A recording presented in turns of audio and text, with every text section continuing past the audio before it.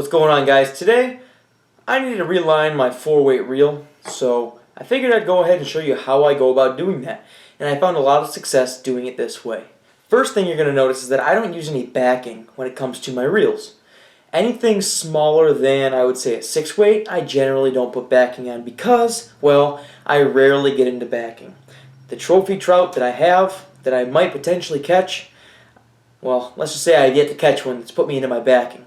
If you fight a fish the right way with the right equipment, anything smaller than what you would need on a 6-weight, I find that you don't need the backing. Mine is going to be straight line to reel.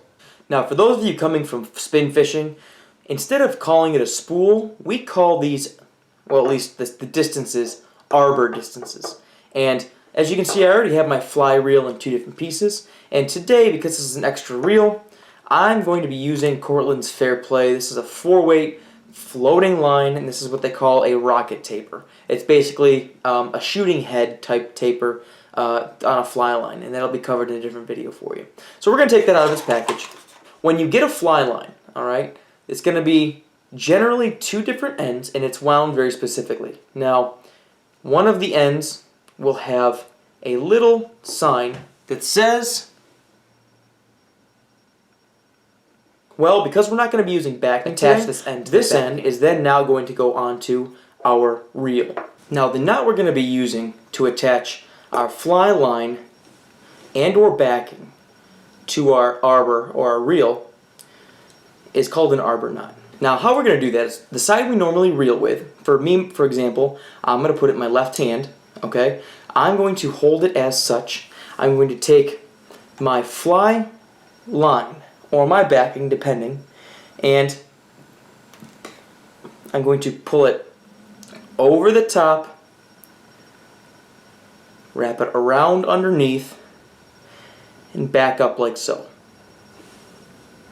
Then, what I'm going to do, I'm going to set this reel down.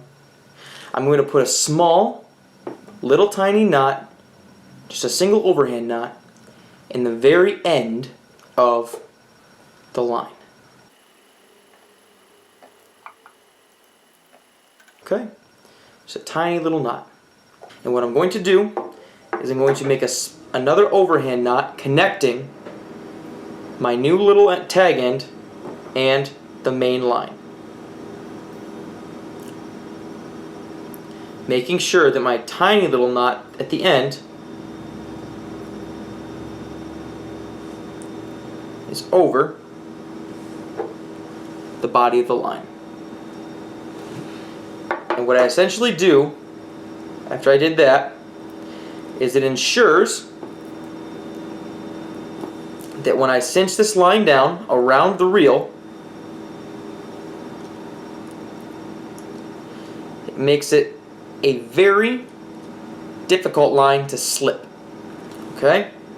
And what I normally do is I take the line that I just knotted around there, I push it all the way to one side.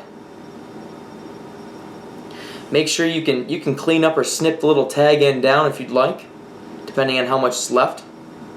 And then from there, I personally reattach the reel like so.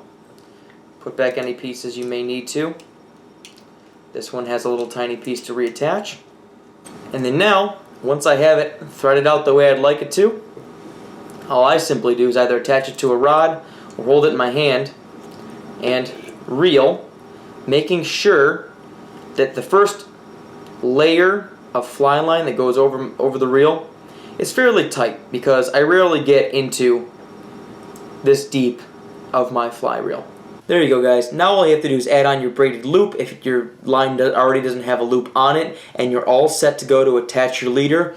You may also choose to tie your leader directly on using a blood knot. I can show you the blood knot in a different video, but until then, guys, hopefully that was informative. Like the video, subscribe to the channel, and until next time, guys, tight lines.